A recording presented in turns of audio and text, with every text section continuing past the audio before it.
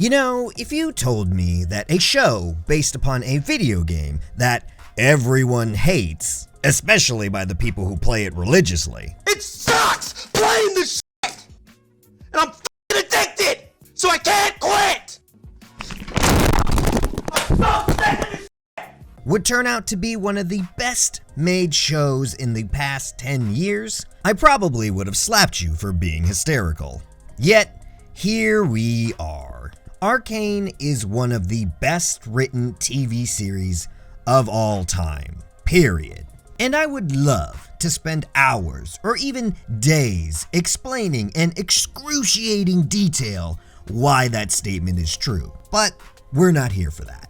We're here because the first part of Season 2 dropped last weekend. And like many others, I wanted to know if this amazing ride was going to continue. And after watching the first part, I can confidently tell you that the ride is over. If Arcane Season 1 was a well-crafted, never-before-seen thrill ride with unique twists and turns at every corner, Season 2 is, well...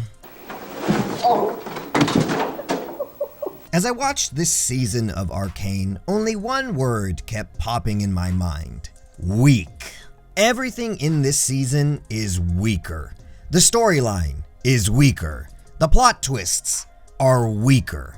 The dialogue is weaker. The drama is weaker. The music integration is weaker.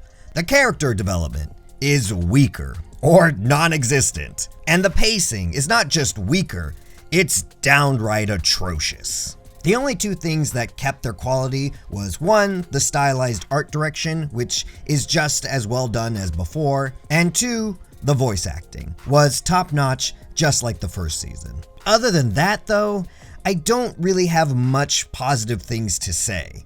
It's not terrible, it's just kind of okay-ish, mostly riding on the coattails of greatness left over from the first season. So, for my highbrow critic score, I give Arcane Season 2 a 5 out of 10. And for my schmo score, the score for the average Joe Schmo, I give it a 6 out of 10. Now, this is the part where I explain my review scores and get into spoiler territory. So if you would like to watch Arcane Season 2 spoiler-free, this is where we part ways. Thanks for showing up, and I want you to have a nice day.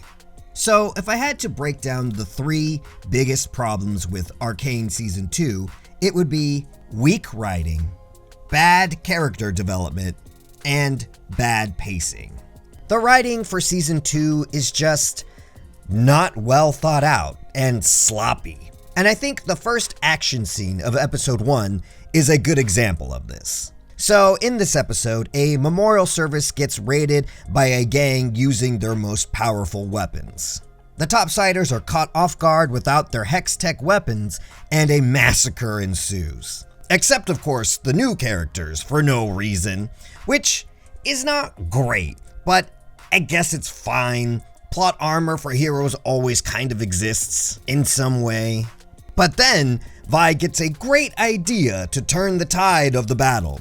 She's going to go get hex weapons to fight them off. And she does this by running to a building about a half a mile away, then climbs 20 to 30 stories up that building, retrieves a hex weapon, and then runs all the way back to the battlefield in less than 30 seconds. Yup, the Flash ain't got nothing on Vi's speed. Did you forget how time works? I think you did. And that's not even the worst part, because ultimately, Vi getting the hex weapon does nothing, because she doesn't know how to use it, and then everyone just gets saved anyways at the last minute by Ambessa and her troops. So, not only did you have a scene that breaks the laws of time and physics, but that scene also had no impact on the story whatsoever. So why was it in there? How did this make the final cut?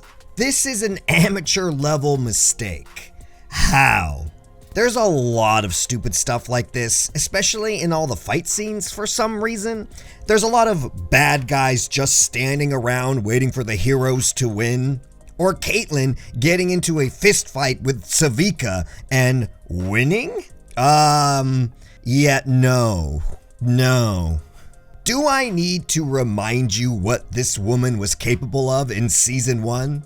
Like I said, not well thought out and sloppy. Which brings us to bad character development.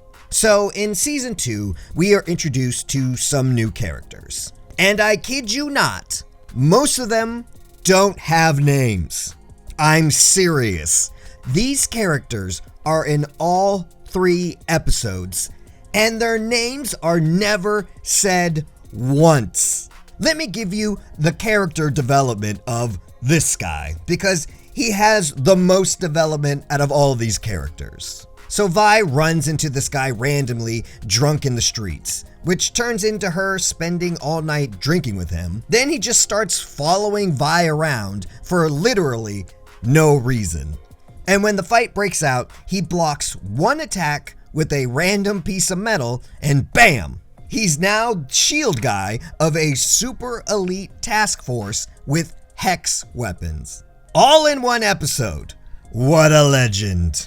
And you know, I kept thinking at some point we would learn why he can fight so well, or why they would trust this random dude with hex weapons. Like maybe he was some ex-enforcer or something. But no, he's in all 3 episodes and has no name. Who is this man? Just for context, by episode 3 in the first season, not only did they introduce way more characters, they all had names, and we knew where they came from and what their motivations were. So why is it by the end of episode 3, we know nothing about these characters? Who are you people? And the bad character development continues with the writers seemingly forgetting what the personalities of their characters from the first season were. Like, some character changes make sense. For instance, Caitlyn. You know, she experiences a great loss and her whole world starts to crumble around her, so she goes full authoritarian dictator. You know, like you do. We've all been there. But her change makes sense for her character. What doesn't make sense is for Hyperdinger to all of a sudden start acting like a buffoon. Hyperdinger was never a comic relief character, but for some reason he is in this season. Also, remember Vi, the bull-headed fighter that never backs down? Yeah, well, now she's a mushy, pathetic pushover with no agency. And the worst is probably Jinx, because the whole time, everyone keeps saying, Jinx is off her chain and she's crazier than ever. But that's not what we see. She's calm and pretty level-headed the whole time. In fact, she's way more sane now than she ever was in the first season. So I say again, do I need to remind you what this woman was like before? 'Cause I think you forgot. I think you forgot a lot of things. And lastly, this season has really bad pacing.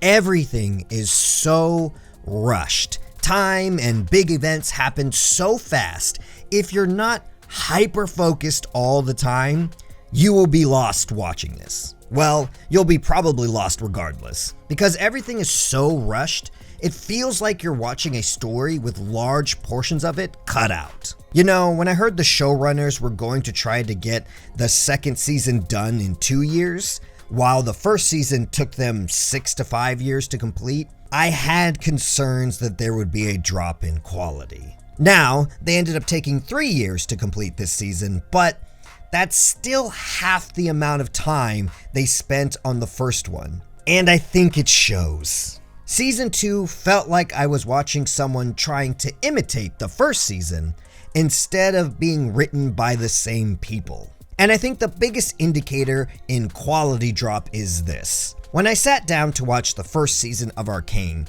it was about 1 a.m. in the morning. And my plan was to watch the first episode to see what it was about and then go to bed. I ended up not sleeping and staying up all night to binge watch the entire season. Because each episode was so good, I had to watch the next one. I did not have that same feeling for season 2. I could have stopped watching the show at any time, really, but I kept watching, hoping it would get better. Sadly, it did not. I'm not even sure if I'm going to watch the next parts when they come out. And I know there's going to be people saying, well, it's only the first part. Yeah, but it's also a third of the entire season. And even if the rest of the show somehow gets super amazing, highly doubtful, a third of it will still be bad. And it's just disappointing. But hey, it's hard to catch lightning in a bottle twice, I guess. And just because the second season is way weaker, it doesn't take away from the accomplishments that they achieved in the first season. So, there it is. I can't really recommend this one, but I do still highly recommend the first season if you have never seen it. Anyways, thanks for being here. I appreciate you, and I'll catch ya at the next one.